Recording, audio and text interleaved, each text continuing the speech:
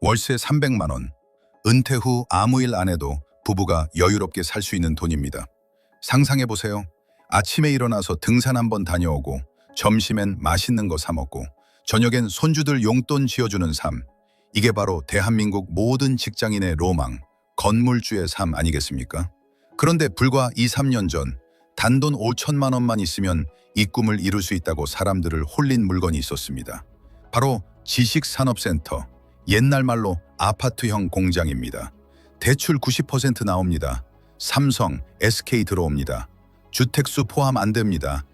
이 달콤한 말에 속아 퇴직금 털고 대출받아 계약서에 도장을 찍었던 수만 명의 사장님들.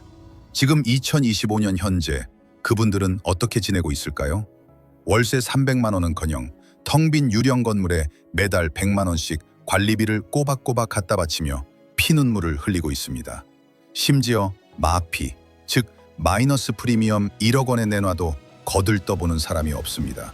도대체 그 좋다는 아파트형 공장이 어쩌다 자영업자의 무덤이 되어버린 걸까요? 오늘은 신도시마다 흉물처럼 방치된 유령 건물의 실체와 90% 대출이라는 악마의 유혹, 그리고 그 끝에 기다리고 있는 파산의 공포까지 부동산판 오징어 게임의 전말을 낱낱이 파헤쳐 보겠습니다. 자, 이불 속에서 편안하게 들어보세요. 시계를 2020년 부동산 광풍의 시기로 돌려봅니다. 당시 정부는 아파트 투기를 잡겠다고 온갖 규제를 쏟아냈습니다. 다주택자 양도세 중과 대출 규제, 종부세 폭탄. 돈 있는 사람들은 갈 곳을 잃었습니다.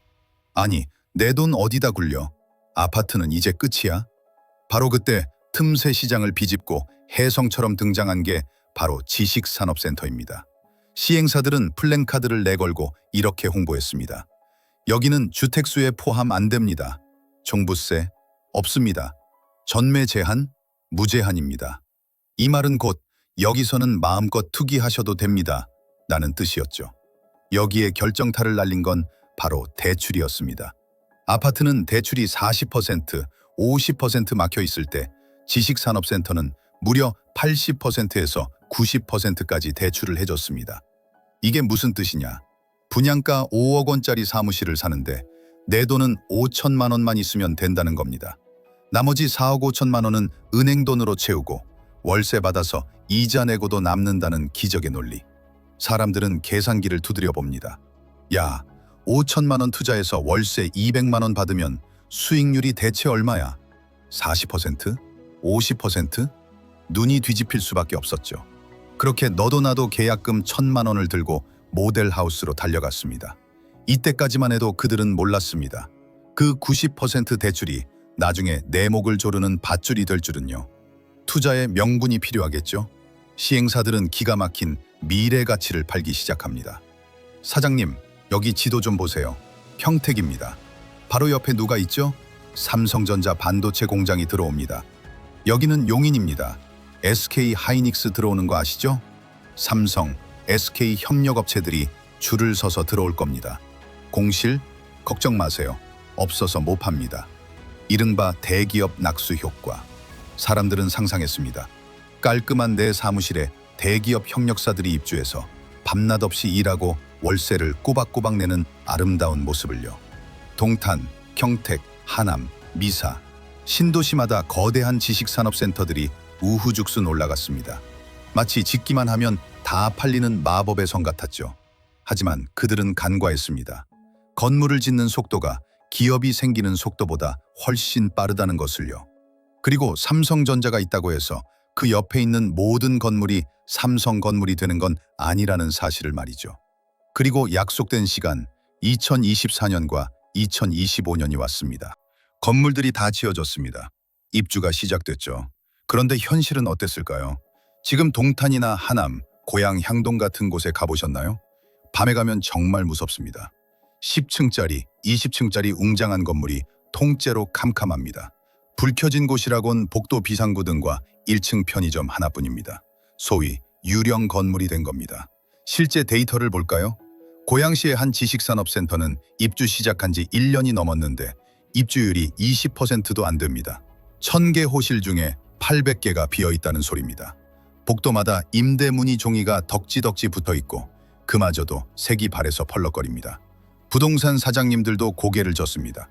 사장님, 월세 50만 원에 내놔도 안 나가요. 관리비 내기도 벅찹니다. 협력업체들이 줄을 선다던 그 많던 기업들은 다 어디 갔을까요? 경기 침체로 기업들은 허리띠를 졸라매고 재택근무가 늘어나면서 굳이 비싼 사무실을 얻을 이유가 사라졌습니다. 공급은 폭포수처럼 쏟아지는데 받아줄 수요는 가뭄에 콩나듯 말라버린 겁니다. 공실보다 더 무서운 건 매달 날아오는 청구서입니다. 아까 90% 대출받았다고 했죠. 2020년에는 금리가 2%대였습니다. 4억 원 빌려도 한 달 이자가 7, 80만 원 수준이었죠. 이 정도는 버틸 수 있지. 그런데 지금은요. 금리가 5%, 6%로 뛰었습니다. 70만 원 하던 이자가 순식간에 200만 원이 됐습니다.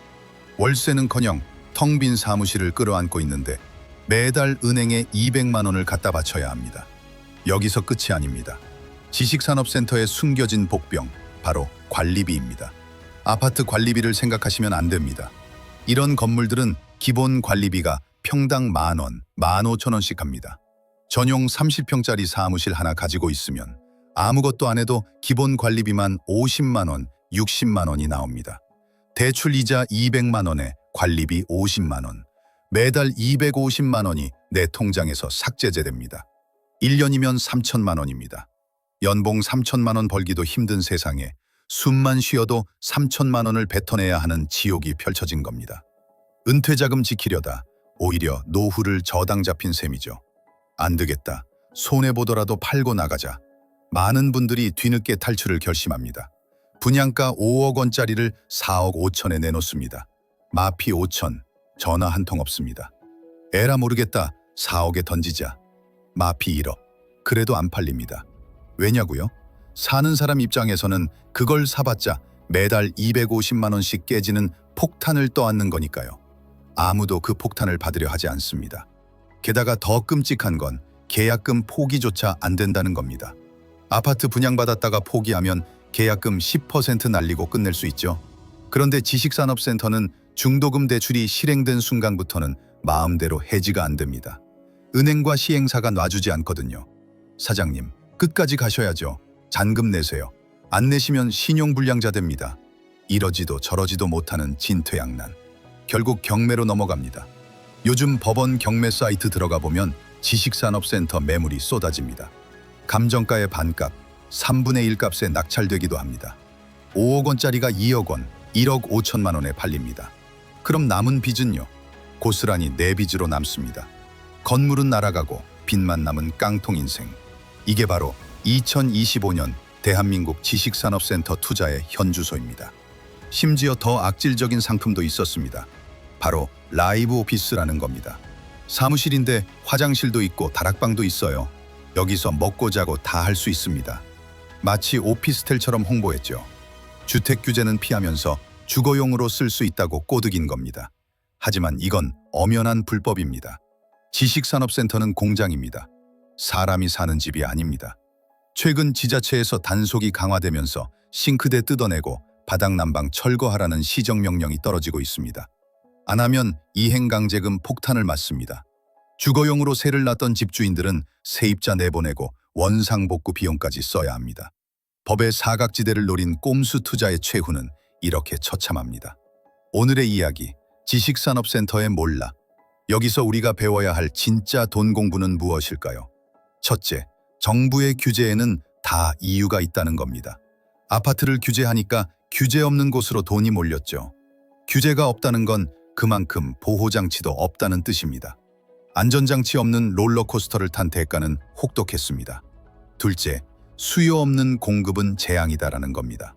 건물은 뚝딱 지을 수 있지만 그 안을 채울 기업은 하루아침에 생기지 않습니다. 삼성전자 엽이라는 간판만 믿고 진짜 들어올 사람이 있는지 확인하지 않은 묻지마 투자의 결과입니다. 셋째, 남의 돈으로 하는 투자는 위험하다는 겁니다. 90% 대출. 상승장에서는 내 돈 적게 들이는 레버리지 효과지만 하락장에서는 내 목숨을 끊어놓는 단두대가 됩니다. 금리가 오를 줄 몰랐다고요? 경제는 사이클입니다. 영원한 저금리는 없습니다. 혹시 지금도 월세 300만 원 보장, 수익률 20% 같은 달콤한 문구가 적힌 전단지를 보고 계신가요? 그 종이를 조용히 쓰레기통에 버리세요. 세상에 노력 없이 앉아서 버는 돈은 없습니다. 진짜 좋은 물건이면 시행사 사장님이 자기 가족한테 팔지 왜 생판 모르는 우리한테 전화해서 사라고 하겠습니까? 지금은 투자의 시대가 아니라 지키는 시대입니다. 여러분의 소중한 노후 자금, 텅 빈 콘크리트 건물에 묻지 마시고 따뜻하고 안전한 내 주머니 속에 꼭 지키시길 바랍니다. 오늘 이야기는 여기까지입니다. 지금까지 세상 편한 돈 공부, 누워서 경제하기였습니다. 구독과 좋아요 부탁드립니다. 감사합니다.